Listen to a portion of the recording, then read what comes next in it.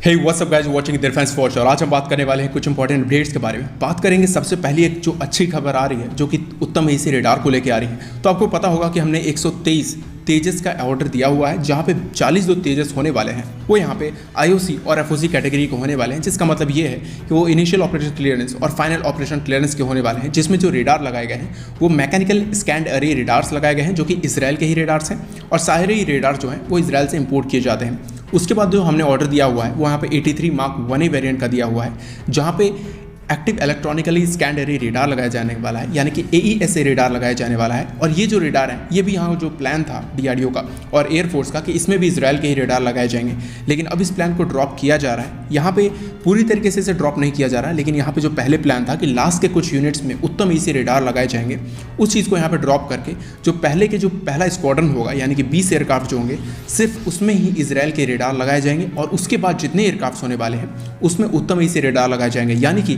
83 में से 63 एयरक्राफ्ट जो होंगे वो उत्तम एसी रेडार के साथ आएंगे, और बाकी के जो एयरक्राफ्ट होंगे वो यहाँ पे एल्टा ELM 2052 रेडार के साथ आएंगे, जो कि इंडियन स्पेसिफिक एनहांसमेंट के साथ उसको मॉडिफाई किया गया है। उसके बाद आपको पता होगा LSP-2 और LSP-3 और साथ ही साथ एक एग्जीक्यूटिव जेट, इसको मॉडिफाई किया गया है तेज इस तरीके के जो रेडार है यानी कि उत्तम एसी रेडार है उसको यहाँ पे टेस्ट करने के लिए।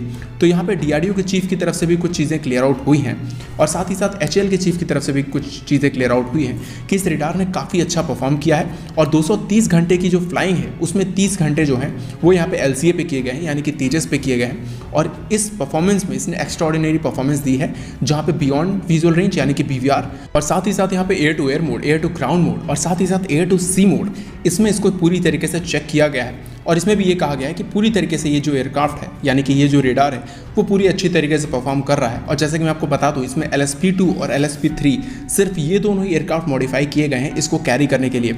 इसके अलावा यहाँ पे जो नेक्स्ट टेस्ट किए जाने वाले हैं यानी कि 4th मोड जो होने वाला है वो यहाँ पे नेविगेशन टेरेंस अवॉइडेंस यानी कि टेरेन मैपिंग हो गई, इन सभी चीज़ों को आप कह सकते हो टेस्ट किया जाएगा किस तरीके से टेरेन है। सी मैपिंग हो गई, वेदर मोड हो गया यानी कि रेन बियरिंग हो गए, इन सभी चीज़ों को चेक किया जाएगा इस रेडार के साथ कि किस तरीके से परफॉर्म कर रहा है, क्लाउड्स में किस तरीके से फ्लाई करना है, जब रेन हो रही है तब किस तरीके से फ्लाई करना है, रेन में किस तरीके से टारगेट को लॉक किया जाएगा। इन सभी चीज़ों को पूरी तरीके से प्लान किया जाएगा और इसकी टेस्टिंग की जाएगी। उसके बाद ये जो रेडार है इसको यूज़र को दिया जाएगा यानी कि इंडियन एयरफोर्स को दिया जाएगा कि इवैल्यूएट करने के लिए वो किस तरीके से परफॉर्म कर रहा है। और इंडियन एयरफोर्स इसको हर वेदर में, दिन में, रात में और हर तरीके के टेरेन में, सी में, इन सभी जगहों पर इसको चेक करने वाली है कि किस तरीके से परफॉर्मेंस दे रहा है। उसके बाद अगर इंडियन एयरफोर्स इसको ओके करती है, उसके बाद यहाँ पे इसके जो प्रोडक्शन है वो यहाँ पे स्टार्ट कर दी जाएगी। और DRDO और HAL के बीच में ये डील ऑलरेडी साइन हो चुकी है कि इस तरीके के रेडार जो हैं वो यहाँ पे प्रोक्योर करने हैं HAL को DRDO से, जो कि तेजस मार्क 1A में लगाए जाएंगे।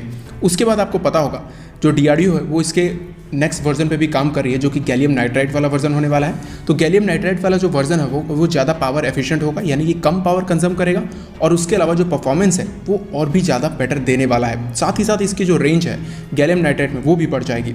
यहाँ पे कुछ चीज़ें और क्लियर आउट हुई हैं कि आपको पता होगा तेजस मार्क 2 यानी कि LCA-AF मार्क 2, इसमें भी जो रेडार है वो इसी साइज़ का रेडार लगेगा जो कि तेजस मार्क 1A में है, लेकिन इसकी जो रेंज है वो यहाँ पे बढ़ने वाली है।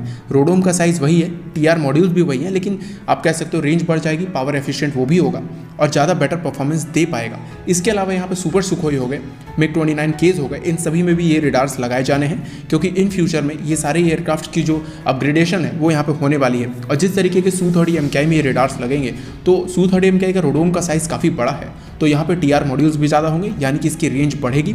और मोस्ट पॉसिबल है कि जब तक गैलियम नाइट्राइड के मॉड्यूल्स पर DRDO काम कर रही है और अगर ये बन जाते हैं तो Su-30 MKI में ये जितने भी रेडार्स लगेंगे वो गैलियम नाइट्राइड वर्जन वाले ही लगेंगे, क्योंकि DRDO ऑलमोस्ट ये जो टेक्नोलॉजी है यानी कि गैलियम नाइट्राइड वाली उसको पूरी तरीके से कंप्लीट करने वाली है। और मोस्ट पॉसिबल है कि इसका जो टेस्ट है वो यहाँ पे बहुत ही जल्द किया जा सकता है। और यहाँ पे जो हमारा आमका आने वाला है उसके लिए जो उत्तम एसी रेडार है उसको और भी मॉडिफाई किया जाएगा, उसको और भी ज़्यादा पावरफुल बनाया जाएगा। इससे ये होता है कि हमारे पास जो भी टेक्नोलॉजी है जो अगर अपनी होती है तो उसमें हम ज़्यादा से ज़्यादा मॉडिफिकेशंस कर सकते हैं।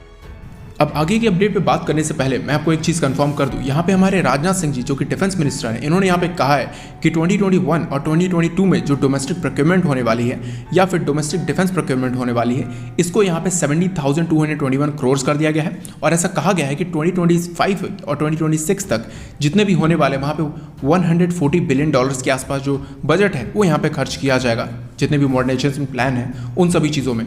तो मॉडर्नाइजेशन में सबसे पहली चीज़ आती है जो कि व्हीकल्स होने वाले हैं हमारे आर्मी ट्रूप्स के लिए। यहाँ पे जो ग्राउंड ट्रूप्स होते हैं यानी कि इन्फेंट्री ट्रूप्स होने वाले हैं, उनको एक नए व्हीकल की आवश्यकता है जो कि कल्याणी M4 उन सभी मापदंडों पे खरा उतरती है।